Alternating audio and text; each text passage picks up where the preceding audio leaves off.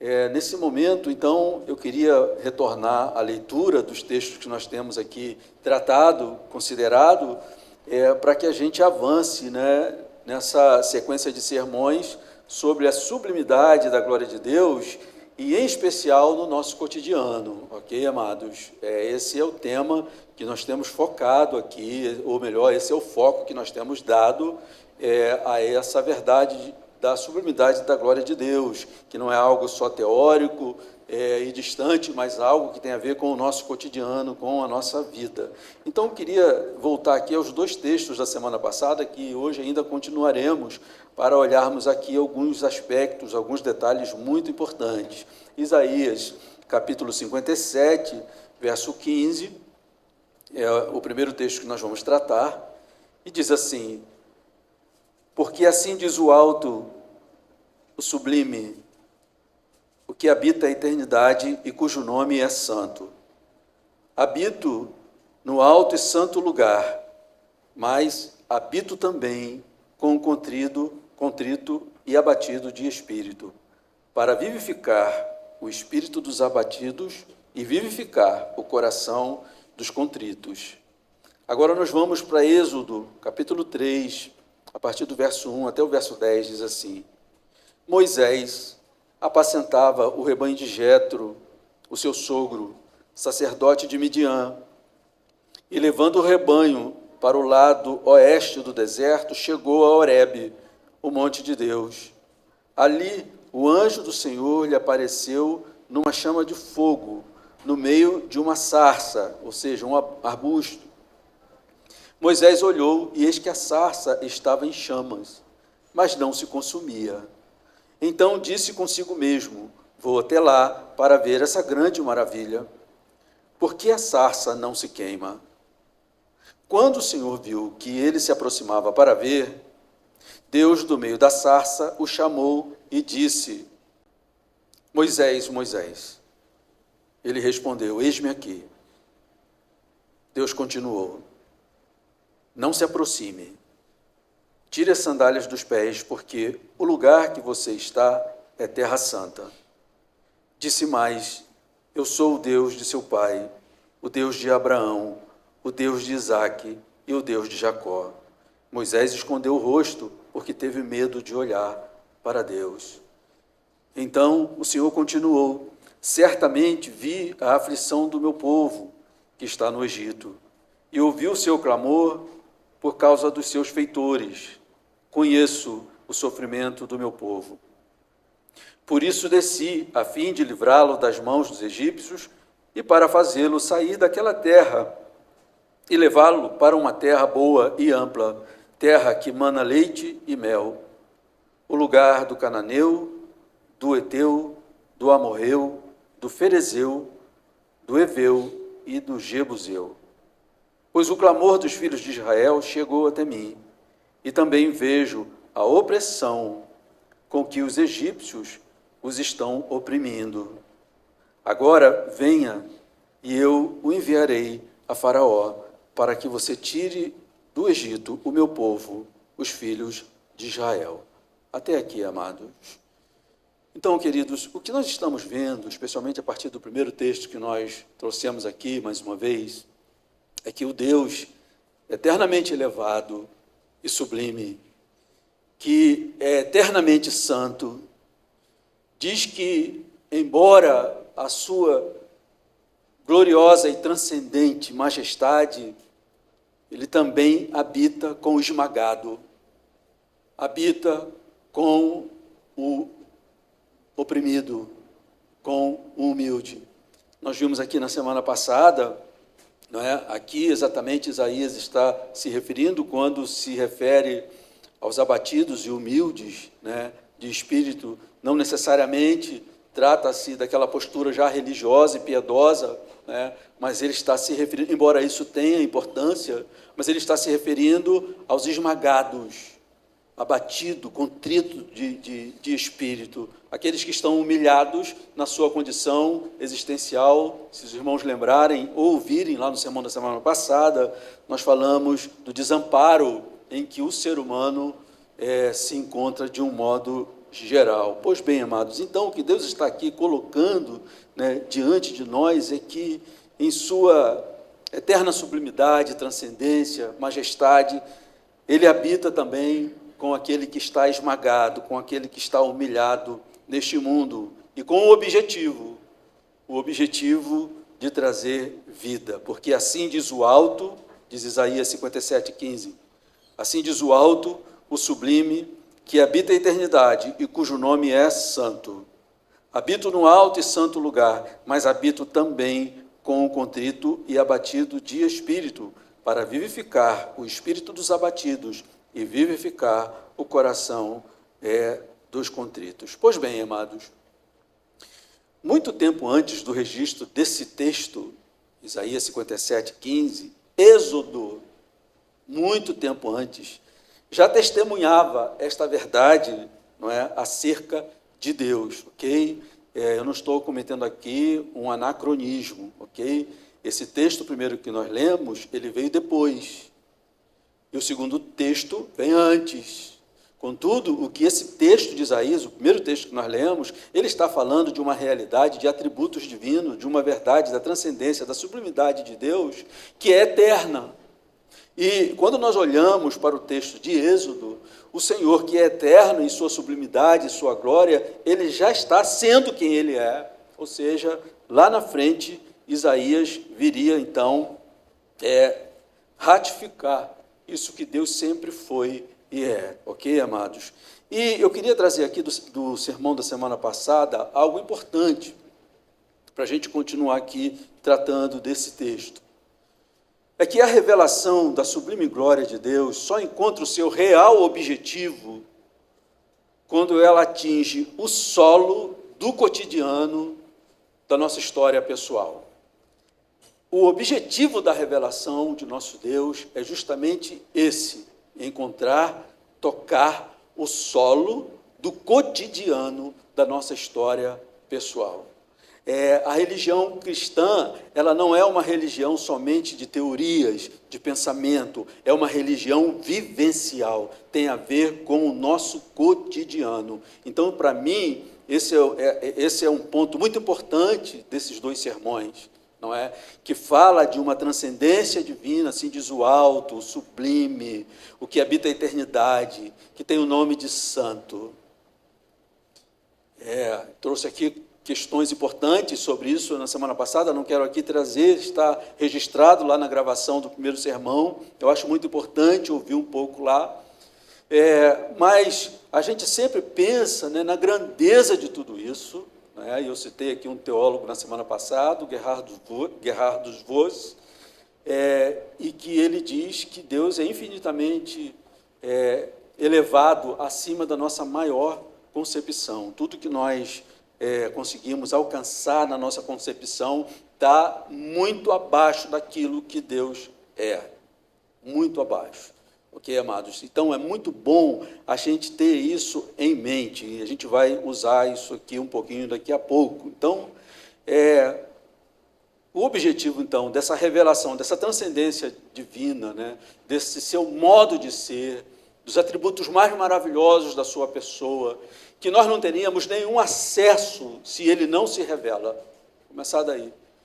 Estaríamos nas trevas, estaríamos, amados, qual é o fundamento, qual é a fonte de toda a idolatria? É a cegueira do homem em relação ao verdadeiro Deus. Porque aqueles que não veem, não olham para a revelação que Deus fez de si mesmo na história e registrada nas Escrituras, vão procurar criar os seus deuses, vão pensar deuses, e não falta aí um repertório muito grande, né?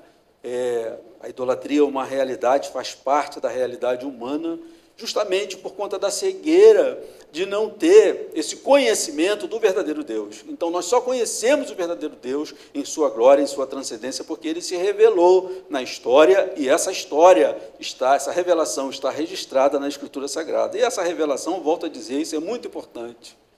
A revelação da sublime glória de Deus só encontra o seu real objetivo quando ela toca o solo do cotidiano das nossas vidas e das nossas histórias. Esse é o endereçamento.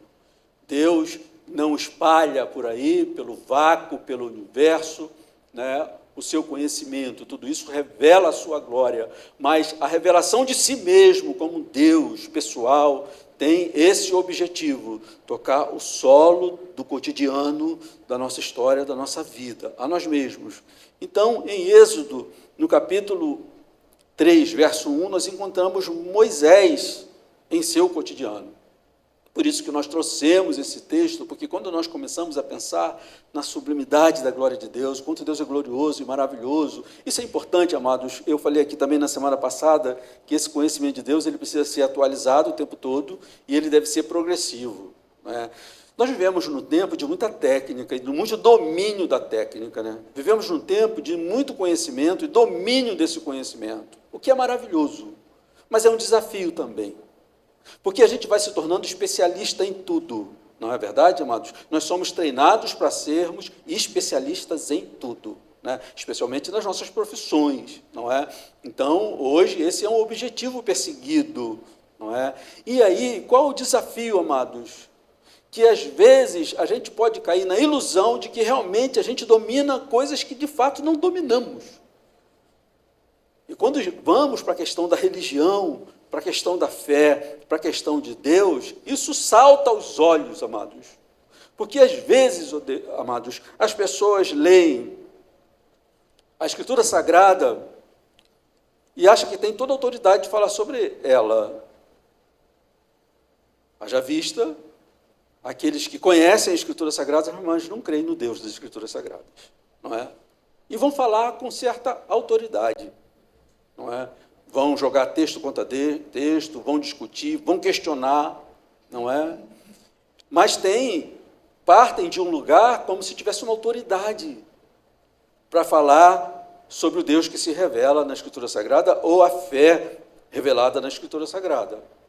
Isso é um desafio, amados, e até mesmo para o cristão. Eu falei na semana passada aqui, seguindo o exemplo de Oséias, conheçamos e prossigamos em conhecer o Senhor. Tem que ser um conhecimento progressivo, porque quando nós cantamos aqui há pouco, seja exaltado, a gente tem uma ideia. Me perdoe aqui forçar um pouquinho a mente de vocês. Seja exaltado, ou o que a gente está dizendo na realidade é, tu és exaltado. A gente tem uma ideia dessa sublimidade, mas a pergunta é, a ideia que temos esgota o que Deus é em sua exaltação? Claro que não. A gente tem um lugar para começar. Quando a gente diz, Deus é santo, como foi bem falado aqui na semana passada sobre isso, a gente tem uma ideia dessa santidade, dessa sublimidade, dessa perfeição moral de Deus. Mas a sua santidade se esgota nesse entendimento que temos? Claro que não, porque Ele é eterno, Ele é infinito. Nós não podemos abarcar esse conhecimento, amados. Então, é muito importante, amados, nós, de frente dessa maravilha que temos, que é a revelação de Deus, termos uma postura que, para mim, foi a postura de Moisés. E eu queria partir, hoje eu só vou fazer 2 aplicações aqui, amados, ok? Mas eu queria que a gente marcasse muito isso em nosso coração. Porque senão a gente corre o perigo de chegar à seguinte conclusão, mas tudo bem, a gente está aqui tratando de coisas elevadas, coisas sublimes, coisas maravilhosas de Deus, mas quando olha e volta, o que está ali? É a vida, é o cotidiano, são os desafios, são as coisas que estão batendo no peito, de tanto tempo que batem, estão trazendo patologias, sofrimento e tudo mais, amados. E aí a gente pode ter essa religião que na realidade, às vezes, pega esse conhecimento, porque a gente estuda tudo isso, conhece tudo isso, está vivendo encharcado desse desafio do cotidiano. E chega um momento que a gente pega essa Bíblia, põe debaixo do braço, levanta a cabeça e vai em frente, chega, adora o Senhor, faz o culto, cai naquele formalismo obscurecido do qual J. Packer fala, e nós tratamos aqui na semana passada. Ele diz, o alvo de um pastor deve ser transformar, ver a mudança esse formalismo obscurecido religioso e transformar numa religião verdadeira. Então, amados, voltando aqui, é importante, quando nós estamos dizendo a revelação de Deus, da glória sublime de Deus, só encontra o seu real objetivo quando toca o solo do nosso cotidiano. Então, veja bem aqui o que eu estou falando, que não é uma questão de teoria só, um conhecimento rigoroso das doutrinas, um purismo doutrinário. Não, amados. Isso tem a ver com nossa vida, com a nossa história, com o nosso cotidiano, como ele é. Ok, amados? A gente não inventa cotidiano. O cotidiano é o que é. Ok, amados? A gente não inventa a realidade. Não, até pode inventar, né? Mas a gente vive uma realidade, perdoe-me a redundância, uma realidade real. A gente pode até fingir. Né? A gente pode até se utilizar das imaginações. Mas o que a gente vive é a realidade em carne e osso. Ok, amados? E essa transcendência e glória de Deus tem como objetivo alcançar essa realidade que nós experimentamos. Quando estamos no meio da multidão, podemos estar ali no embalo, né, das coisas. Mas quando todo mundo vai embora, quem fica? Nós mesmos. Tudo bem, mas com a nossa história, com o nosso cotidiano.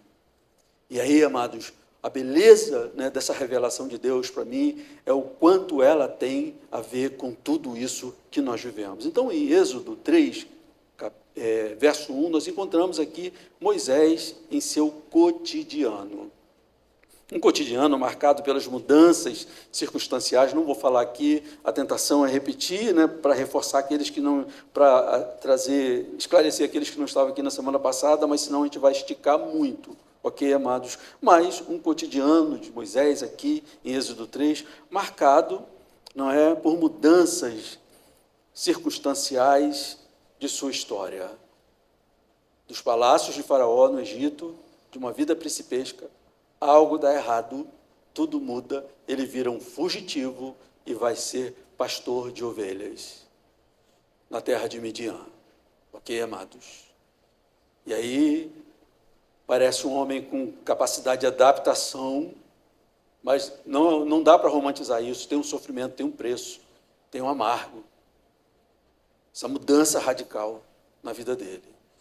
E a sua vida segue, se casa, tem um filho e mergulha no seu trabalho. É o famoso, é o que temos para hoje, não é? E aqueles que têm a resignação, mergulham e vão viver. Né? O texto não diz se Moisés gostava do que fazia ou não, né? Mas ele fazia. Ok, amados? E tem gente que experimenta o seguinte: eu odeio isso que eu faço, mas eu tenho que fazer. Ou, eu não gosto dessa história que eu tenho, mas é a história que eu tenho para viver. Pois bem, amados, trago essas questões aqui para mostrar o quanto é maravilhoso saber que essa sublimidade de Deus em sua majestade, ela tem como objetivo tocar o solo da nossa vida e das nossas histórias. Então, encontramos aqui Moisés no seu cotidiano, não é? Com seu contexto totalmente modificado pelos acontecimentos. Antes desse texto aqui, diz: passados muitos dias, Moisés apacentava o rebanho de Jetro, o seu sogro, sacerdote de Midian. Ok, amados? Esse é o contexto, só para trazer os irmãos aqui de novo. E exatamente nesse contexto do cotidiano da vida de Moisés é que Deus se revela em sua sublime glória. Eu volto a dizer aqui, uma realidade que Moisés está dizendo, que depois, lá na frente, Isaías vai dizer, no capítulo 57, verso 15, eu habito no alto e santo lugar, mas habito também com o esmagado, com o contrito, para trazer vida. Então, amados, eu queria ver 2 pontos aqui com vocês para ressaltar, para ficar claro de fato para nós, amados, que nos esforçamos, nos interessamos pelo estudo das Escrituras, para conhecer Deus nelas. E o quanto isso tem a ver com a nossa vida, volto a dizer, em carne e osso.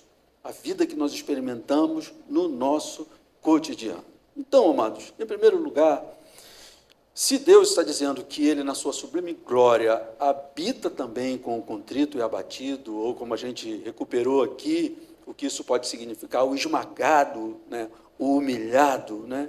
Então, segundo o registro de Êxodo 3, como se dá a experiência de um Deus infinitamente glorioso, habitando com pessoas esmagadas, humilhadas, contritas, neste mundo? Gostaria de olhar com você como que isso se dá. Porque, peraí, a gente tem uma questão, tem um desafio. Deus é infinitamente elevado, santo, separado, abscôndito, como gostava de dizer Martinho Lutero. Mas ele está dizendo que ele habita também com o contrito e abatido de espírito, com o esmagado, com o humilhado. Então, a questão aqui é, segundo o registro de Êxodo 3, como se dá essa experiência de um Deus infinitamente glorioso habitar, de fato, com pessoas esmagadas, humildes, abatidas? Bem, amados, Deus, em sua glória, ele emerge do cotidiano. Isso esse texto traz para nós de modo muito claro. Deus, em sua glória, ele emerge do cotidiano da vida. Por que eu estou dizendo isso? Olha o que diz o verso 2. Ali, enquanto ele apacentava os rebanhos do seu sogro Jetro, nas terras de Midian, verso 2, ali o anjo do Senhor lhe apareceu numa chama de fogo, no meio de uma sarça. Moisés olhou e eis que a sarça estava em chamas. Ou seja, o que eu estou dizendo aqui, amados?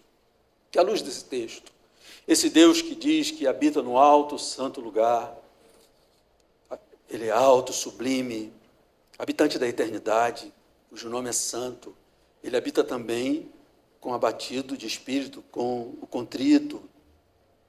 E a pergunta foi, como que se dá na experiência de verdade? Como que se dá isso? Porque aqueles que não vivem através da fé, o que nós experimentamos no cristianismo, colocam isso como questão para nós. Mas não é muita presunção. O que está dizendo? Esse negócio aí de orar. E quando você vai orar, você dizendo que está falando com Deus. Ai, Deus me falou. Deus falou o meu coração. Porque, amados, nós estamos de fato de duas coisas muito antagônicas.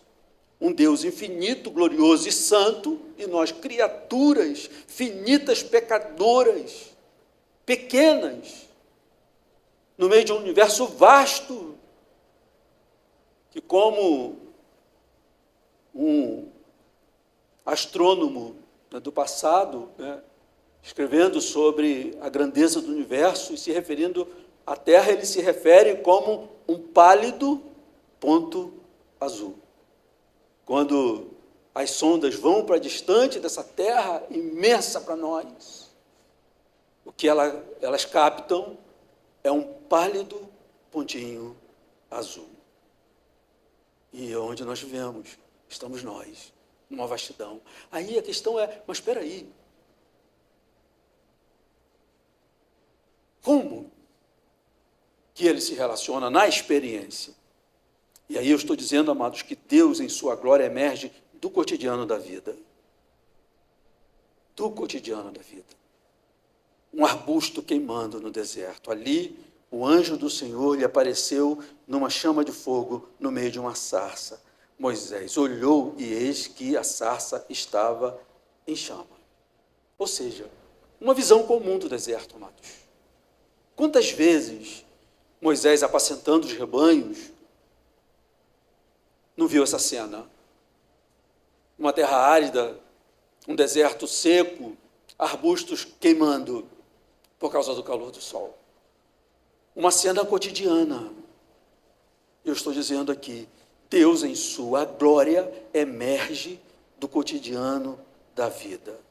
No entanto, queridos, embora emerja do cotidiano da nossa vida, em sua revelação, a glória da presença de Deus espalha maravilhamento na nossa vida, quando nós damos atenção à sua revelação, que vem nesse cotidiano. E é isso que o texto chama a atenção. Verso 2 do capítulo 3 de Êxodo. Ali, o anjo do Senhor lhe apareceu numa chama de fogo, no meio de uma sarça. Moisés olhou e eis que a sarça estava em chamas. Mas aí ele presta atenção em algo mais. Mas ela não se consumia. E aí ele vai dizer no verso 3 assim, o texto diz no verso 3, então disse consigo mesmo Moisés, vou até lá para ver essa grande maravilha. Por que a sarça não se queima? Pois bem, amados, o que eu estou dizendo aqui, que a gente tem essa questão, né, que a gente dá para pensar nessa sublimidade de Deus, especialmente nós que temos o Espírito Santo e acreditamos em cada palavra da sua revelação. Ou então, mesmo aquele que não está debaixo do maravilhoso auxílio do Espírito Santo para entender, receber essas verdades, ele poderia até mesmo pensar sobre um ser infinitamente elevado, embora não conhecido. Mas, pois bem, amados, isso é importante nós frisarmos, queridos, que tudo isso não é coisa para encher a nossa cabeça com curiosidade metafísica ou espiritual, somente, amados. O que eu estou dizendo é que, respondendo a pergunta, como que se dá, então, na experiência, esse habitar do alto, elevado, sublime Deus, com aquele que é abatido, com o homem em seu desamparo, um homem esmagado. Então, estou dizendo que Deus se revela, ele emerge do cotidiano. Esse cotidiano que nós vivemos, amados. E é isso que Moisés está tendo aqui, é essa experiência que Moisés está tendo aqui. Coisas comuns daquele lugar. E, de repente, ele olha mais um arbusto pegando fogo. Vem lá. Nada anormal. Tudo ali, acontecendo como sempre. Opa, mais um incêndiozinho, mais um foco, mais um arbusto pegando fogo. Mas ele olha e diz, não, peraí. Quando ele dá atenção, tem algo novo. O tempo que esse arbusto está nessa chama, já era para ter sido consumido, mas ele não é. Então ele disse consigo mesmo, vou até lá, para ver essa grande maravilha. Por que a sarça não se queima? Então, embora emerja do cotidiano, a revelação da glória de Deus mostra a sua maravilha para aqueles que dão atenção a ela. Vou lá e vou ver. Isso lembra, amados, e é a primeira aplicação que eu gostaria de fazer aqui, essa verdade de Deus habitando, embora glorioso, transcendente, maravilhoso, sublime, essa verdade em sua revelação máxima, esse Deus glorioso, elevado, sublime, santo, habitante da eternidade, mas que habita também com o esmagado. Isso me lembra essa verdade sendo experimentada na sua revelação máxima. Quem é? Jesus Cristo. Ok, amados? José, mas você está falando aí que essa experiência de Deus, o excelente Deus, o sublime, santíssimo Deus, habitando com o esmagado, ela se dá a partir do cotidiano. Mas vejam, Jesus Cristo não é a mesma coisa, queridos. Não é assim também. Ele não emerge do cotidiano da vida da humanidade.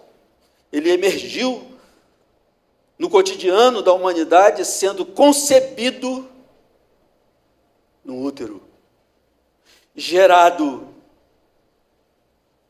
no útero de Maria. Alguma coisa nova, uma concepção.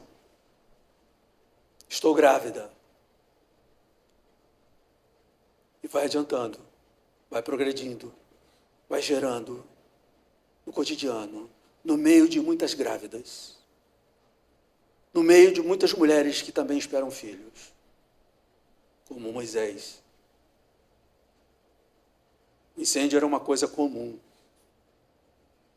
nos arbustos daquele deserto de Midian. Mas ali está emergindo o Deus em sua glória transcendente. Porque ele diz que eu habito também com abatido, esmagado, humilde, contrito de espírito. Com que objetivo? Para dar vida, para vivificar. Então, amados, isso para mim aponta para Jesus de uma forma maravilhosa.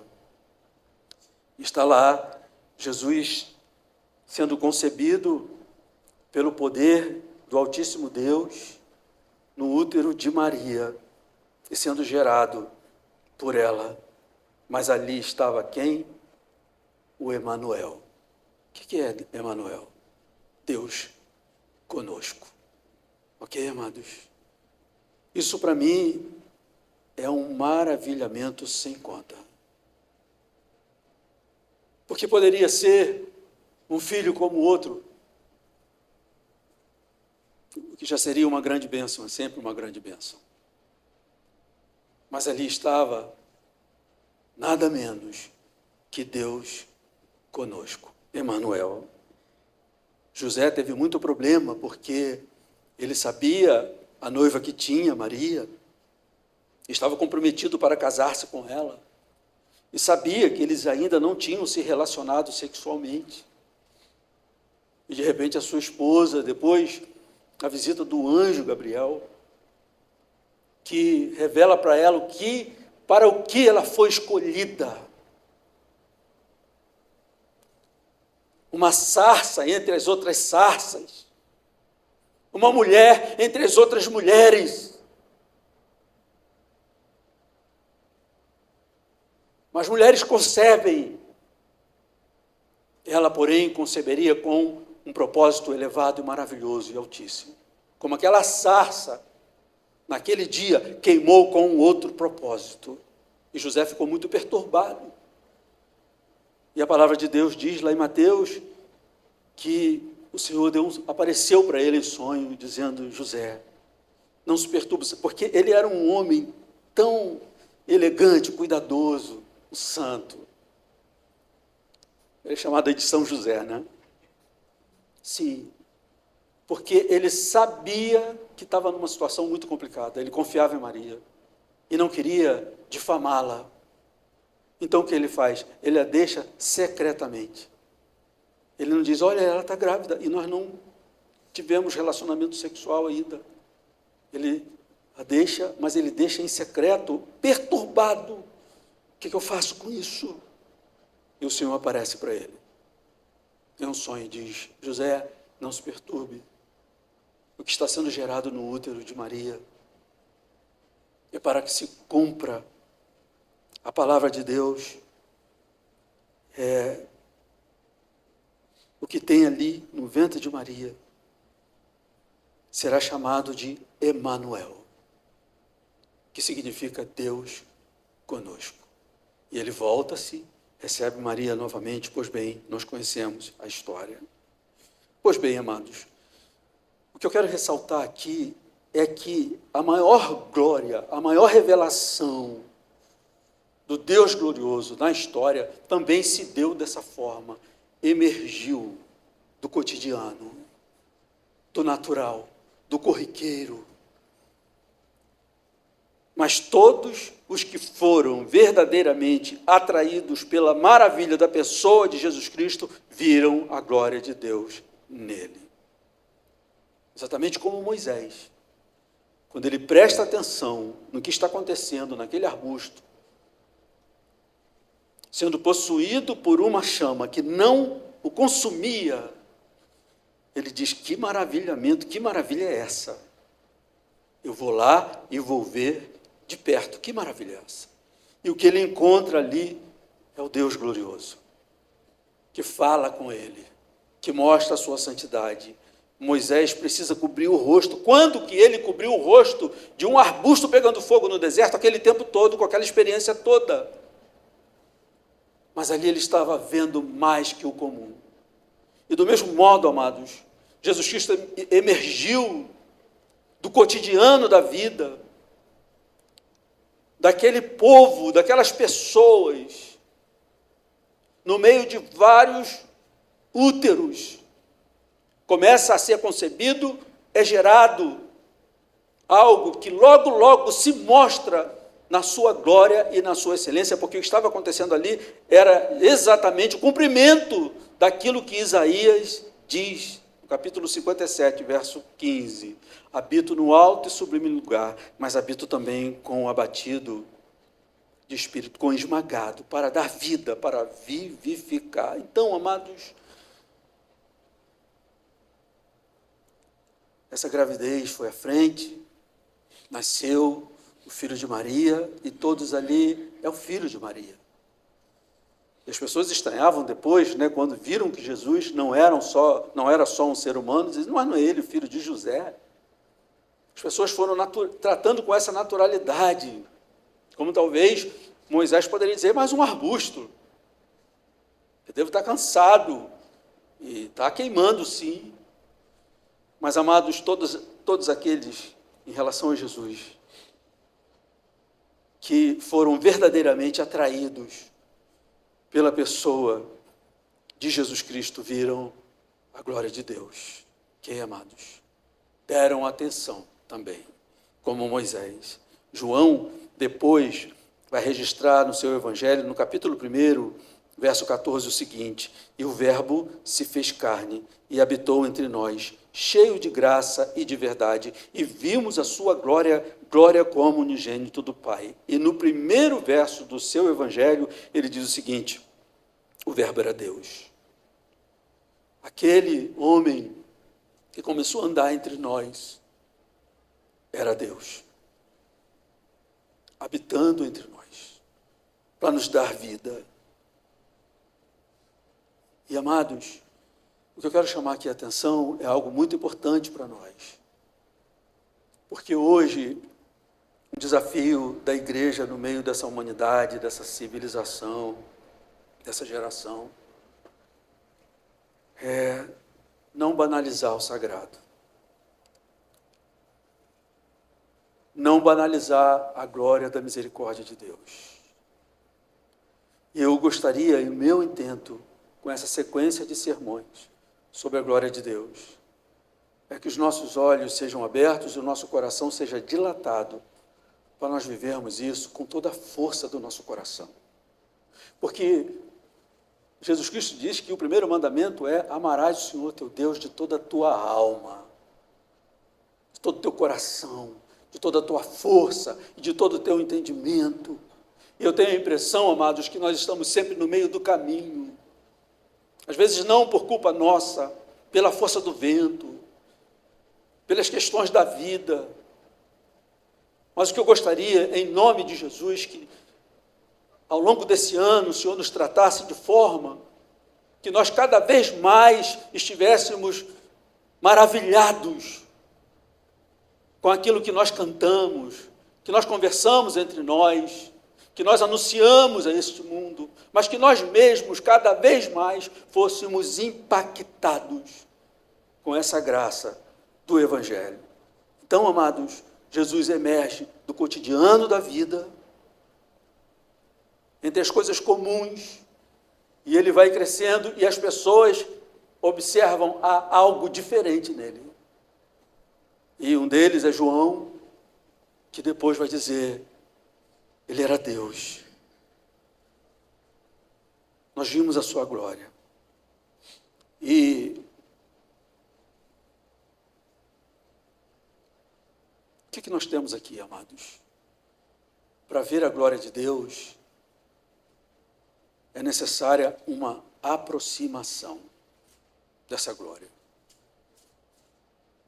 E é esse o ponto que faz uma diferença enorme no mundo entre aqueles que leem essa palavra e se emocionam, creem e vivem, e aqueles que são totalmente indiferentes a toda essa verdade. E o meu temor é que muito dessa indiferença, amados, contamine o coração do próprio povo de Deus. Eu lembro do último sermão que Marta trouxe aqui, ela falando sobre a apatia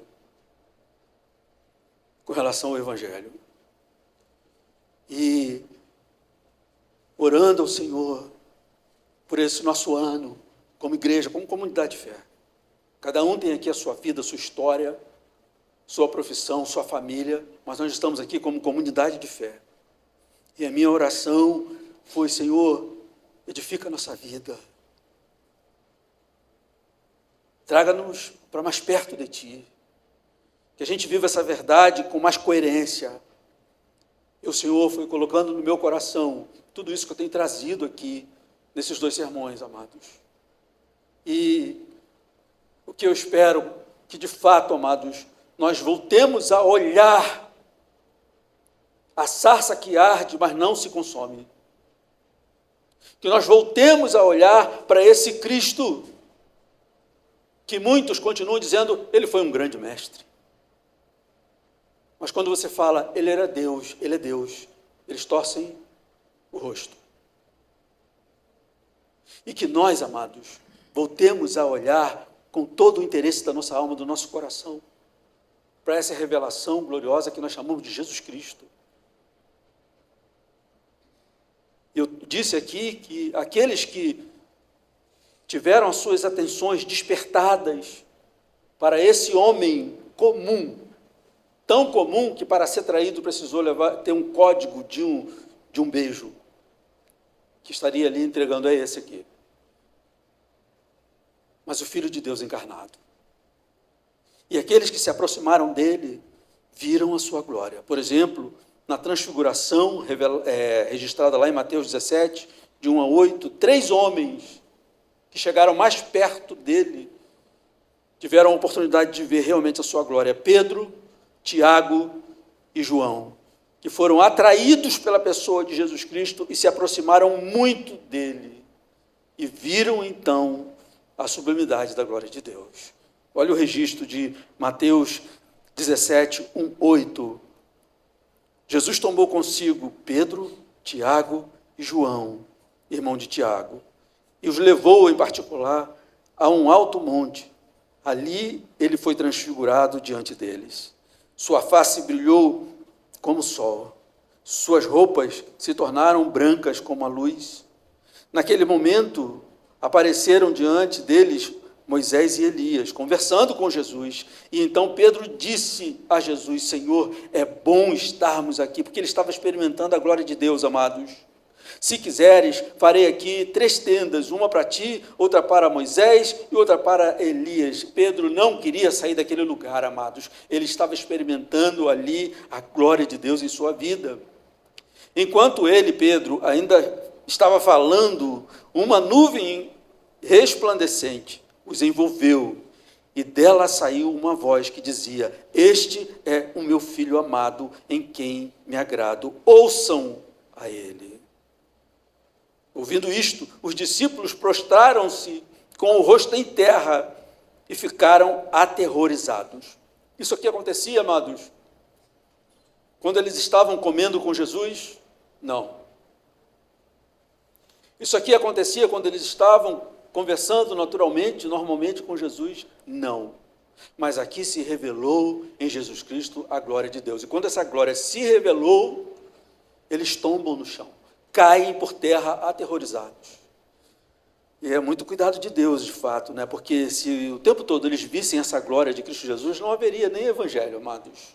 Eles não teriam recebido o ensinamento, apavorados. Mas Jesus se aproximou, tocou neles e disse, levantem, não tenham medo. E erguendo os olhos, não viram mais ninguém, a não ser Jesus. Agora, amados, pensem aqui, como que João, Pedro e Tiago olharam novamente para Jesus. Eles viram uma glória, seu rosto brilhando como sol, uma glória visível, e junto com isso eles ouvem uma voz dizendo, este é meu filho, escutem a ele. E aquela glória, ela era tão acachapante, que eles não resistem, e eles caem por terra, apavorados.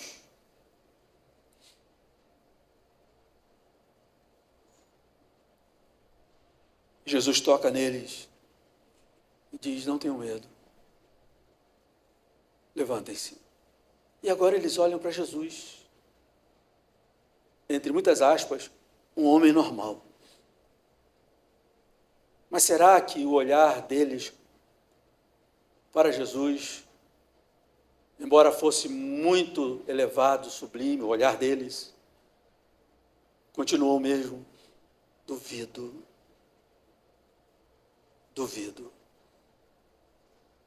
De novo comendo com Jesus, andando com Jesus, de vez em quando paravam, olhavam nos olhos de Jesus, e como se sua alma, seu coração dissesse: eu sei quem é o Senhor. Como isso nos enriquece, amados. E aqui estou falando de modo muito pastoral para a vida de vocês. Não fiquem só na letra. Chega perto. Não se satisfaça só com o conhecimento teórico. Aproxime-se dele. Não tenha encontro só nas multidões. Tenha encontro no quarto. Porque no quarto é você e ele.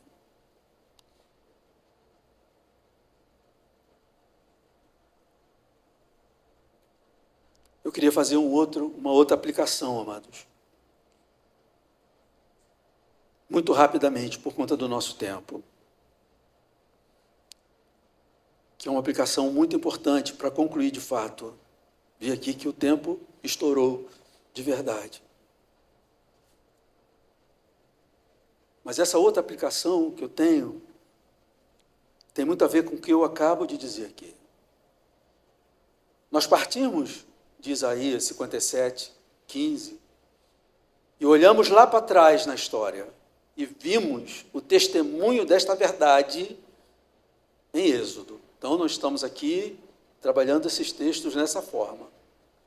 Lemos um texto mais atual, que eu quero dizer muito antigo, mas é mais atual em relação a Êxodo, e quando voltamos lá em Êxodo, nós vimos essa verdade aqui sendo experimentada no cotidiano, ok, amados? Mas agora, eu gostaria que nós olhássemos de fato para a frente. E partindo de Isaías 57, 15, assim diz o alto, sublime, que habita a eternidade, cujo nome é santo. Habito no alto e santo lugar, mas habito também com o contrito e abatido de espírito. Partindo daqui, amados, nós podemos chegar em Mateus 1, 22 e 23, que é o relato do que o anjo do Senhor em sonho falou para José. Ora, tudo isto aconteceu para que se cumprisse o que fora dito pelo Senhor por intermédio do profeta: eis que a virgem conceberá. Aqui ele está citando de novo Isaías. Eis que a virgem conceberá e dará à luz um filho, e ele será chamado pelo nome de Emanuel, que significa Deus conosco. Emanuel, Deus conosco. Se cumpriu, amados, o que Isaías diz lá no capítulo 57, verso 15.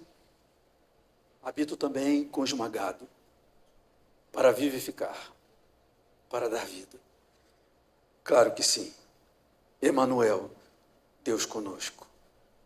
Porque Jesus era Deus unido com o homem, demonstrando que Deus estabeleceu habitação entre nós. E Hebreus 1 diz assim: há muito tempo Deus falou muitas vezes e de várias maneiras aos nossos antepassados por meio dos profetas. Mas nesses últimos dias falou-nos por meio do Filho, a quem constituiu herdeiro de todas as coisas e por meio de quem fez o universo. O Filho, que é o resplendor da glória de Deus e a expressão exata do seu ser, sustentando todas as coisas pela sua palavra poderosa, depois de ter feito a purificação dos pecados, assentou-se à direita da majestade nas alturas. Quem encontra-se com Jesus, encontra-se com Deus. E não resta mais nada a conhecer, entre muitas aspas, né, a respeito de Deus. Jesus foi prometido e veio para ser o Emanuel, Deus conosco. Agora, o que eu gostaria, amados, que nós olhássemos nesse tempinho aqui, é que desde esse tempo,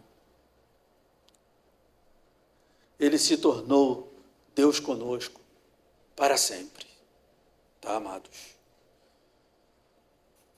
Mateus 28, 20, terminando esse evangelho maravilhoso, o Senhor Jesus diz assim: e eis que estou com vocês todos os dias, até a consumação dos séculos, ou então, como a minha versão aqui está, até o fim dos tempos. Epa!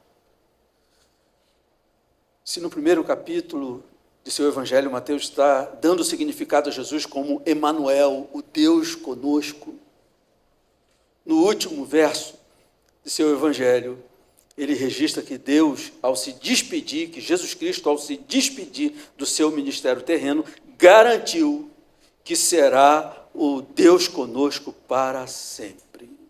Eis que estou convosco todos os dias até a consumação do século. Pois bem, amados, onde nós aterrissamos aqui? No nosso cristianismo. Que cristianismo é esse? O Senhor cumpre essa promessa estando conosco hoje através do Espírito Santo. E esse aqui é um tema que eu volto na semana que vem. Falar um pouco de como se dá essa relação nossa hoje com Deus conosco. Muito importante. Mas é tema para o próximo sermão. Mas eu queria ainda frisar e trazer assim, as implicações disso para nós hoje. Vejam bem, toda a nossa vida hoje, ela segue um cotidiano, como seguia a vida de Moisés, não é? A vida de todos nós, né, amados? Nossa vida não é só isso aqui. Todo mundo sentadinho, perfumado, né? E não, nossa vida não é isso aqui, não é só isso. Isso aqui faz parte do cotidiano da nossa vida. O nosso cotidiano é enorme. Temos trabalho, estudos, cuidar de filhos, dos interesses da família. Embora os avanços, né, dos tempos atuais, no entanto, exatamente como Moisés, nós estamos inseridos num cotidiano. De tudo isso que foi falado aqui, amados, nós vemos que esse belo texto de Isaías 57:15, que diz que Deus, elevado, sublime, habitante da eternidade, que tem o nome de santo, habita no alto santo lugar, mas habita também com o contrito e abatido de espírito para dar vida. Esse texto não tem para nós um significado distante, de modo nenhum, amados. Por isso que é importante trazer isso aqui. Porque onde chegou esta verdade? Eis que estou com vocês todos os dias até o fim dos tempos. Se você se inclui no meio dessas pessoas que se dizem cristãs, você vive essa realidade de Isaías 57:15. Agora, a visão que nós temos da glória de Jesus Cristo, ela é proporcional à nossa aproximação dele.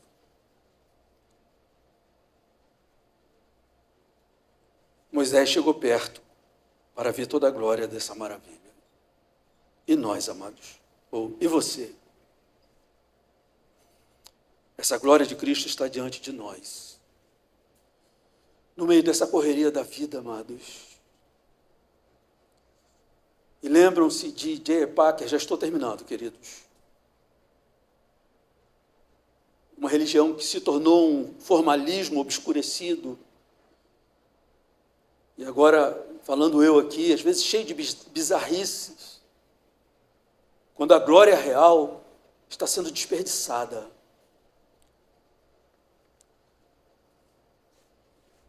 Se a Bíblia Sagrada diz que em Cristo Jesus Deus está conosco todos os dias, o que nós temos feito disso, amados? se Moisés tivesse passado batido daquela maravilha, aquele arbusto que estava envolvido pela chama, mas não se consumia, a história teria sido outra. Confio nos decretos de Deus, e nenhum dos planos dele, como diz Jó, pode ser frustrado. Trazendo aqui para nós o que ele prometeu para a nossa vida, ele vai cumprir.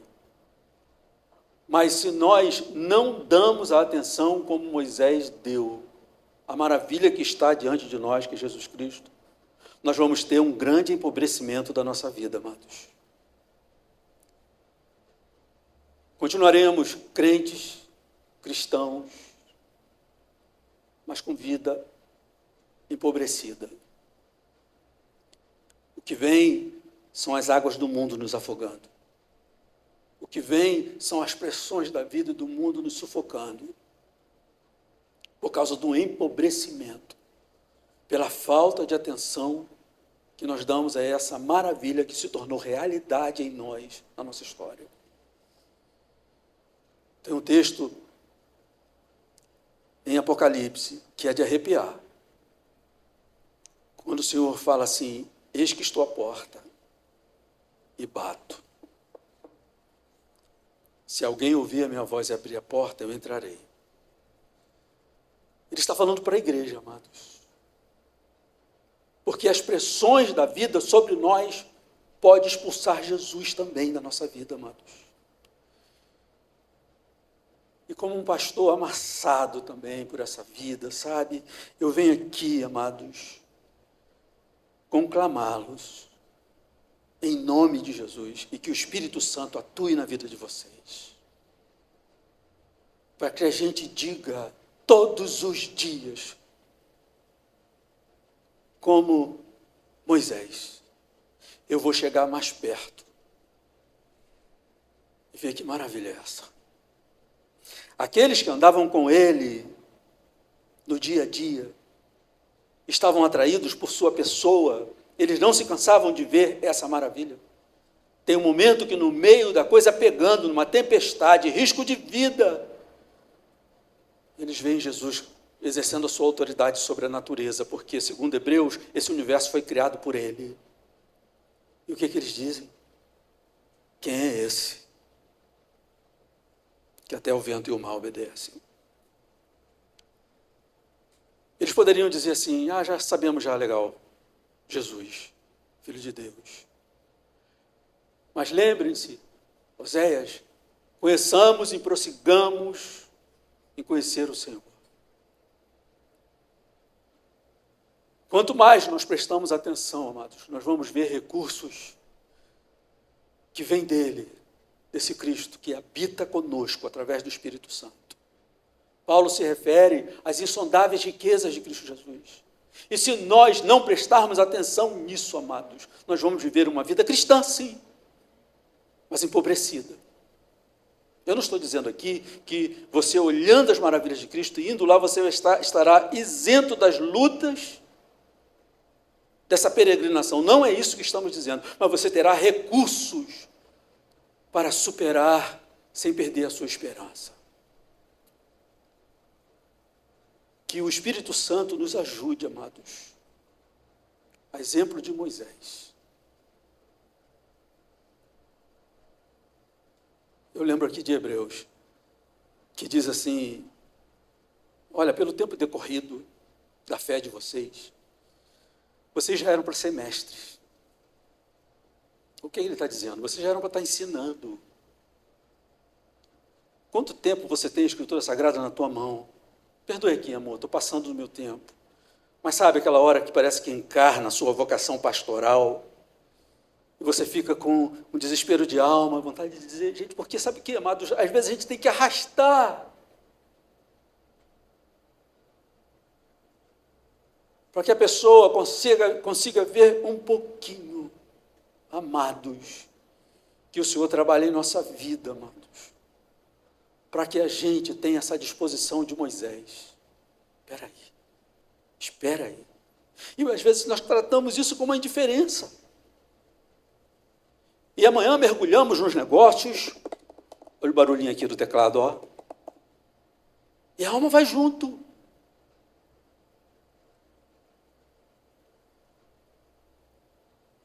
E a gente passa o dia inteiro e não dá uma espiadinha. Que maravilha é essa? Esse ano eu comecei com uma oração e aqui eu concluo.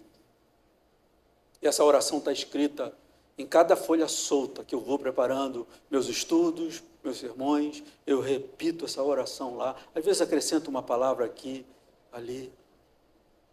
Senhor, abra os olhos do meu entendimento, para que eu contemple a maravilha da glória que o Senhor revelou de si mesmo. E dilate o meu coração para amá-lo com todo o meu ser.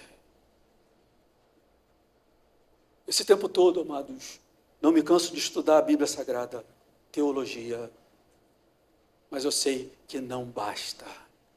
E eu sei que se eu ficar distante 2 dias, é o suficiente para minha alma começar a experimentar a secura de um deserto, dessa Babilônia na qual nós estamos vivendo. Estão entendendo aqui, amados, a proposta do sermão dessa manhã? Não é para a gente admirar. Uma vez eu conversando com uma pessoa e ela falou assim, a impressão que eu tenho é que sempre assim, a Bíblia é só história sobre outros. Não é sobre outros. É sobre nós também. Essa glória se revelou na nossa vida, amados. Eu estou falando aqui para pessoas que eu tenho quase que uma convicção que são pessoas regeneradas todas pelo Espírito Santo de Deus. E se isso é verdade, essa glória se revelou na vida de cada um de nós. Agora, qual a atenção que nós damos para isso? Na hora que nós nos levantamos e dizemos, eu vou chegar mais perto, a gente tem que preparar o coração para ver mais glória e mais glória. E é tudo que nós precisamos, amados, para não morrermos secos, na secura desse tempo que bomba, exuberante por inovações. Mas pensa um pouco, se você se entregar só a isso, como que a sua alma vai dormir à noite? Pulsante, ansiosa, sedenta. Aquele que crê em mim, do seu interior fluirão rios de água viva. Foi o que o Senhor prometeu. Amém, amados? Para isso nós temos que chegar perto e viver isso de perto. Vamos orar, vamos ficar de pé. Perdoe-me aqui os minutinhos que eu passei.